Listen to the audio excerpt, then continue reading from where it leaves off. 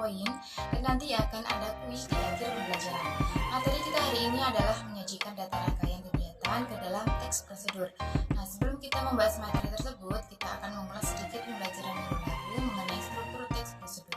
Nih, agar mudah mengingatnya, silakan simak dan analisis video teks prosedur berikut ini.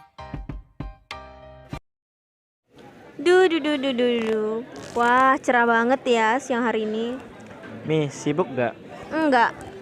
Buatin aku mie instan goreng dong, tapi sesuai dengan kemasan ya. Oke deh. Aduh, Dika siang-siang begini suruh aku buat mie instan goreng. Padahal kan aku nggak tahu cara buatnya seperti apa. Oke, saatnya cek Google. Cara membuat mie instan goreng sesuai dengan kemasan. Nah, ketemu. Oke, aku siapin bahan-bahannya terlebih dahulu. Ada telur, ada udang, ada sawi, terus ada tomat dan mie instan. Terus ada panci, air, dan sendok.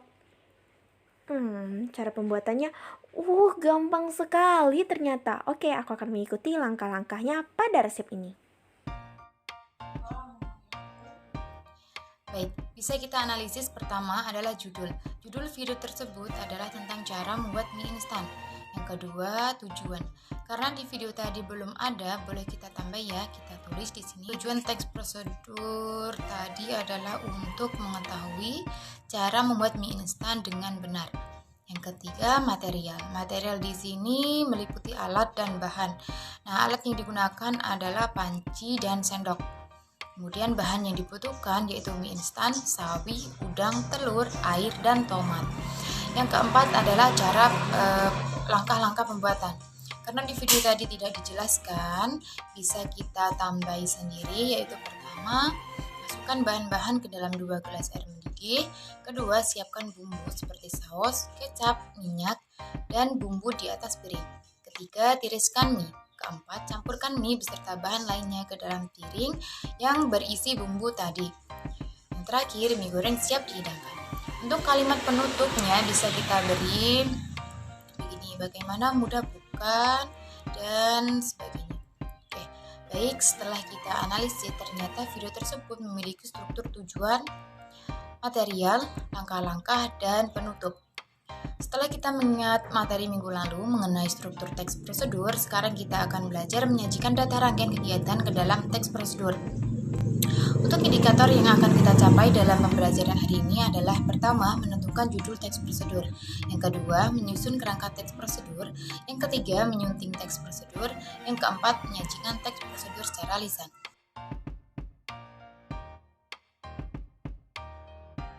Indikator pertama yaitu menentukan judul teks prosedur.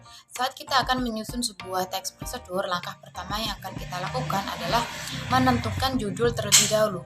Judul yang kita pilih haruslah menarik dan juga bermanfaat bagi pembaca. Selain itu, dalam menentukan judul teks prosedur, kita harus mengetahui tujuan dan langkah-langkah tentang cara membuat atau melakukan atau menggunakan sebuah alat. Nah, contohnya di sini Ibu akan memberi judul cara membuat kue lempeng pisang. Nah, setelah kita mendapatkan judul, sekarang kita akan belajar menyusun kerangka teks prosedur. Ya, ini adalah indikator kedua. Seperti yang sudah kita ulas di awal pembelajaran tadi, struktur atau kerangka teks prosedur yaitu tujuan, material, langkah-langkah, dan juga penutup. Tujuan dari cara membuat kue lempeng pisang yaitu untuk mengetahui cara membuat kue lempeng pisang yang lezat dan juga menarik. Alat yang dibutuhkan yaitu wajan atau teflon. Kemudian bahan yang diperlukan yaitu 1 buah pisang tanduk, kemudian 5 sendok makan terigu, 1 butir telur kocok, garam secukupnya, 5 sendok makan gula, susu cair tawar, dan juga margarin secukupnya. Langkah-langkah untuk membuatnya yaitu pertama, campurkan semua bahan hingga rata. Kekentalan cukup diatur dari susu cairnya. Kedua, siapkan teflon. Berikan sedikit margarin dan panaskan. Ketiga, tuangkan adonan lempeng pisang ke dalam teflon. Keempat, masaklah hingga kekuningan dan sedikit kecoklatan. Terakhir, setelah matang, angkat dan tiriskan. Penutup boleh dicantumkan, boleh juga tidak, karena penutup merupakan bentuk penegasan ulang berupa ajakan untuk melakukan suatu kegiatan. Indikator yang ketiga yaitu menyunting teks prosedur. Seperti yang kita ketahui, menyunting adalah kegiatan menemukan kesalahan untuk diperbaiki dengan benar. Dalam menyunting, kita harus memahami beberapa hal yang berkaitan dengan ejaan, struktur, teks prosedur, dan ciri kebahasaan teks prosedur.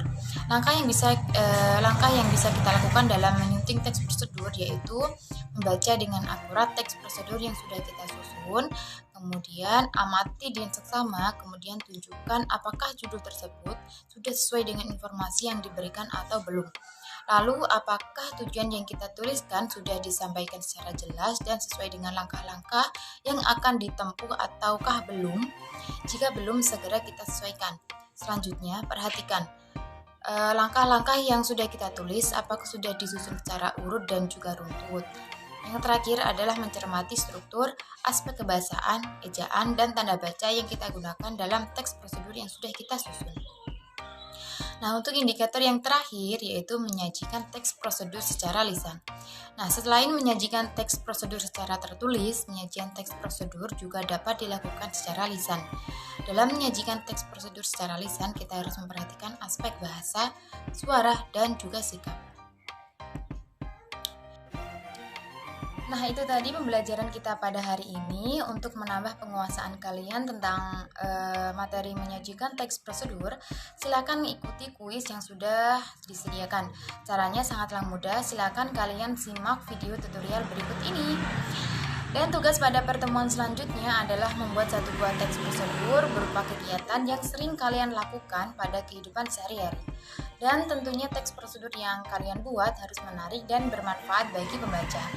Sekian pembelajaran pada hari ini, semoga apa yang kita pelajari pada hari ini bisa bermanfaat bagi kita semua. Apabila ada kesalahan dalam perkataan dan penyampaian materi, saya mohon maaf yang sebesar-besarnya. Wassalamualaikum warahmatullahi wabarakatuh.